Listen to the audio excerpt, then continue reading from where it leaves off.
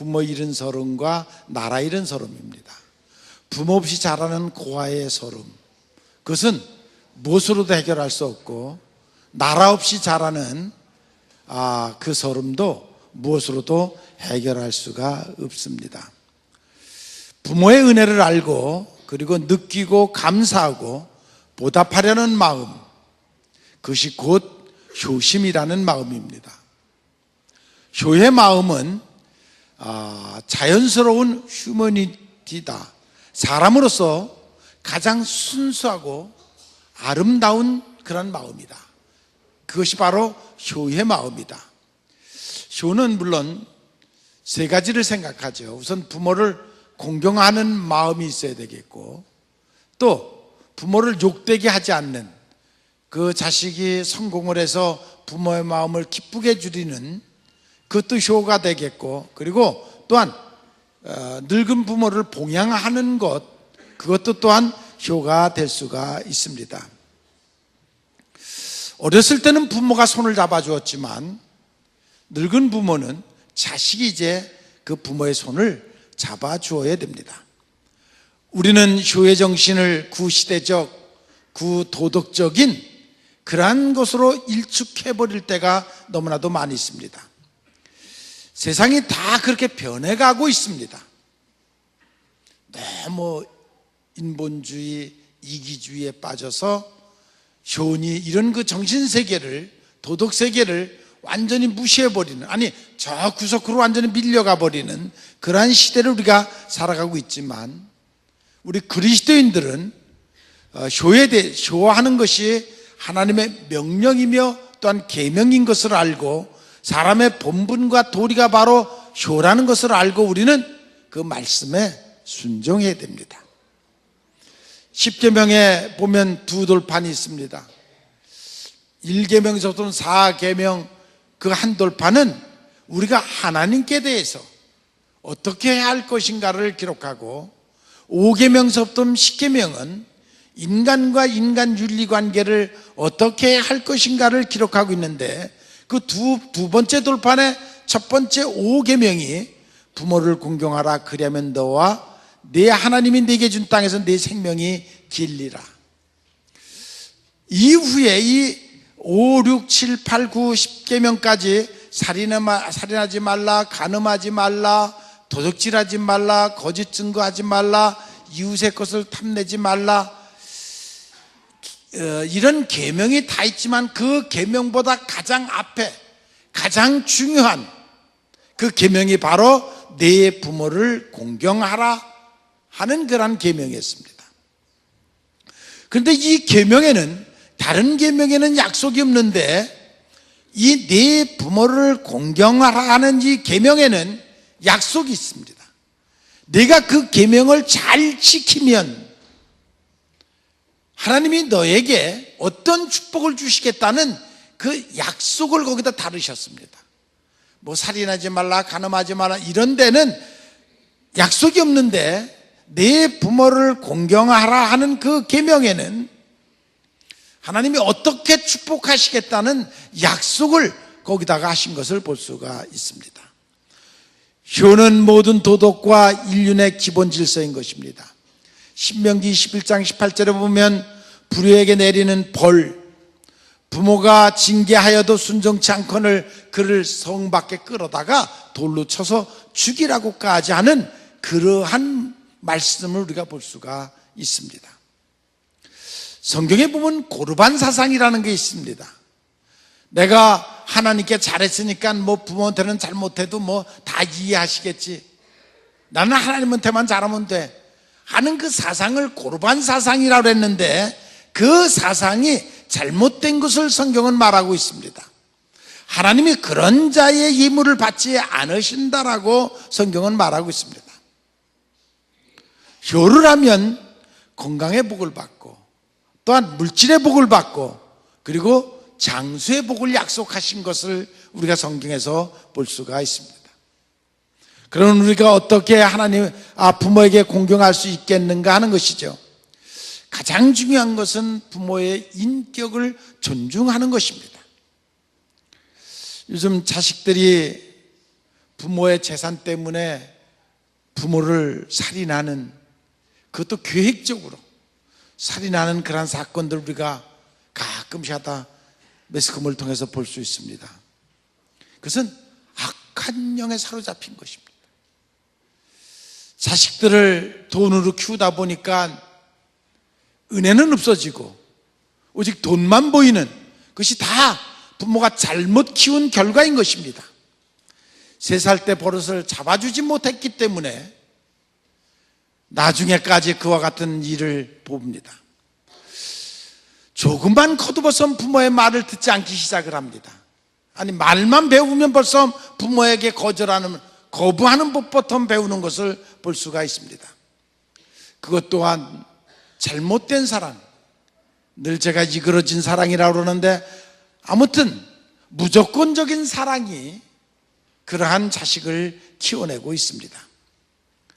물론 사랑은 내리사랑입니다. 그래서 자식 키우기 위해서 부모님들은 한평생을 희생하면서 헌신하면서 내리사랑을 베풀고 있습니다. 힘들게 돈 벌어서, 때로는 치사하게 굴욕적으로 돈을 벌어서라도 자식을 키우겠다는 일념으로 그렇게 한평생을 살아가는 그 부모들의 모습도 볼 수가 있습니다. 일을 해서 자식들을 양육시키고 가르칩니다. 동물 세계에서 사람만큼 오랫동안 양육하는 짐승은 없습니다. 다 몇 달 양육하지만 사람은 몇 년, 10년, 20년까지 끝까지 자식을 양육하는 그러한 모습을 볼 수가 있습니다. 그런데 이것이 부모로부터 받는 것이 당연한 것처럼 그렇게 생각해서는 안 됩니다.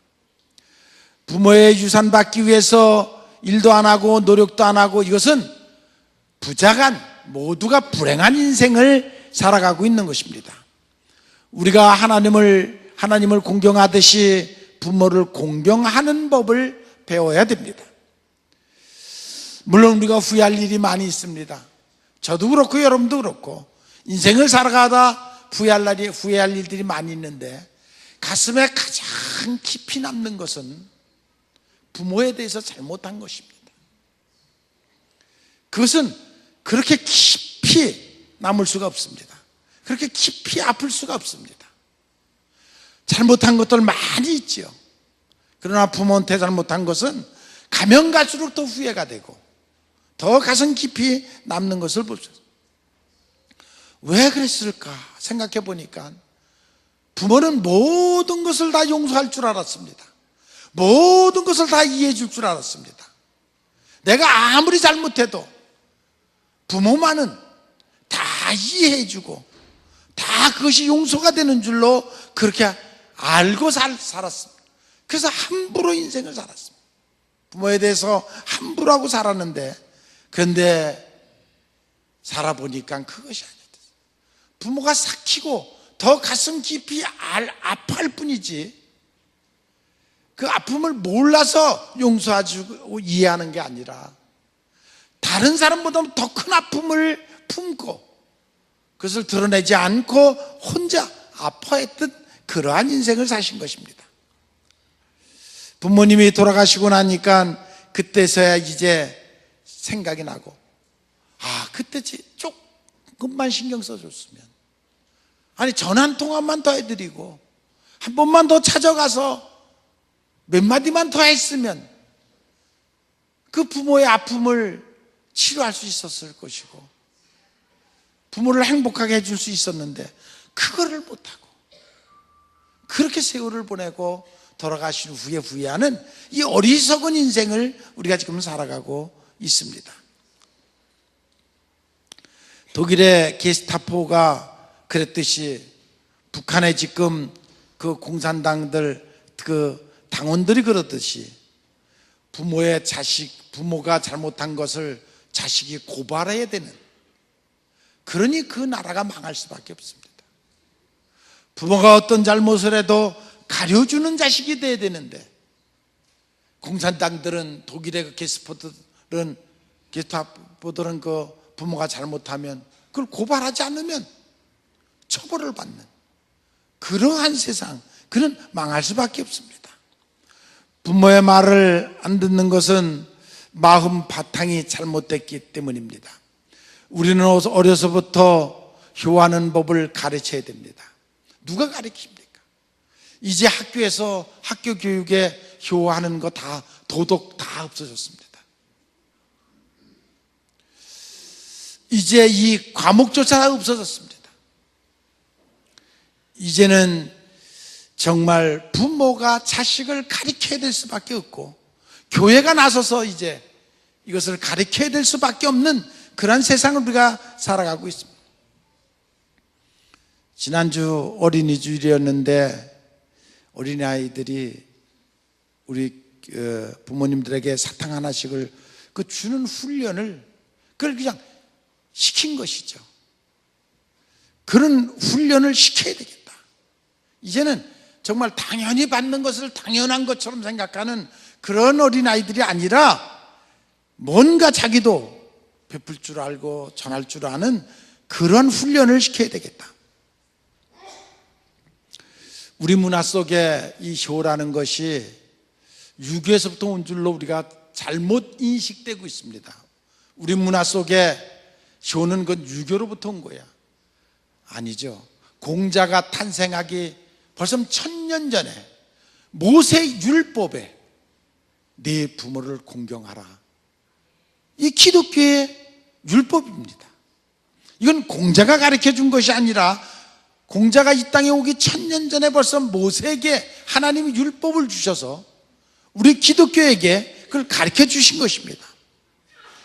효는 사회의 단순한 윤리가 아니라 하나님의 명령이며 계명인 것을 여러분들이 깨달으시기를 바랍니다. 효가 살아야 가정이 살아날 수가 있습니다.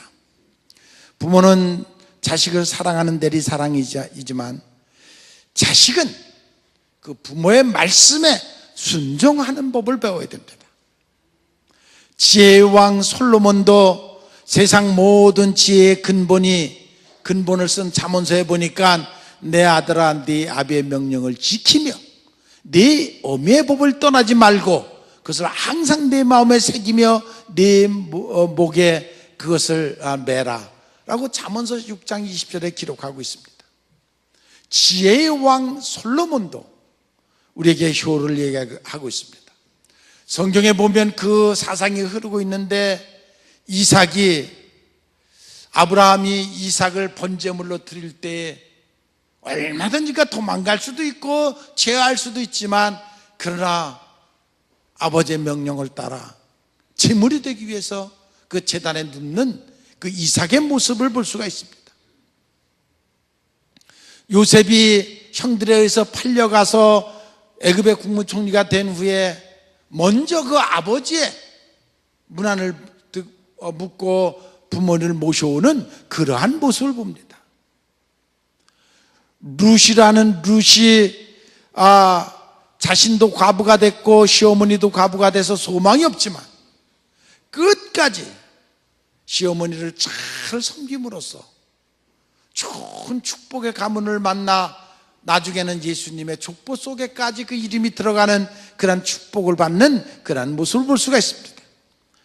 여러분 가정에서 효가 사라지면 그 가정은 무너진 가정인 줄 아시고 효를 잘 가리키는 정말 타락한 이 사회 속에서 효를 잘 지켜가는 여러분들의 가정이 되시기를 바랍니다. 부모로부터 받은 자기 몸을 잘 관리하지 못한다 그러면 그 자식은 어떤 것도 관리할 수 없는 그러한 자식입니다. 술 중독, 마약, 폭행, 그것 또한 담배, 술 이런 것들로 자기의 몸을 병들게 하고 망가뜨리는 것은 그건 불효 중에 하나입니다. 노인을 공경하는 마음이 있어야 됩니다. 탈북자들의 얘기를 들어보면 북한에서는 기차나 또 이렇게 버스나 타면 우리는 노인석이 있고 어린이석이 있는데 산모석이 있는데 그들은 선군정치에서 군인들 석은 다 이렇게 준비되고 그렇다고 합니다. 언제나 그런 전쟁 준비하고 군인을 제일로 생각하고 하는 그러한 나라가 도덕이 있을 리가 없고 그리고 망가질 수밖에 없습니다. 요즘 모든 백성이 경제가 어렵다고 합니다. 예, 가는 곳마다 들어보면 늘 물론 어렵다고 했지만 요즘은 더 어려운 것 같습니다. 물론 통일 중요합니다. 우리의 소원은 통일입니다. 우리 민족의 소원은 통일입니다. 반드시 통일은 이루어져야 됩니다.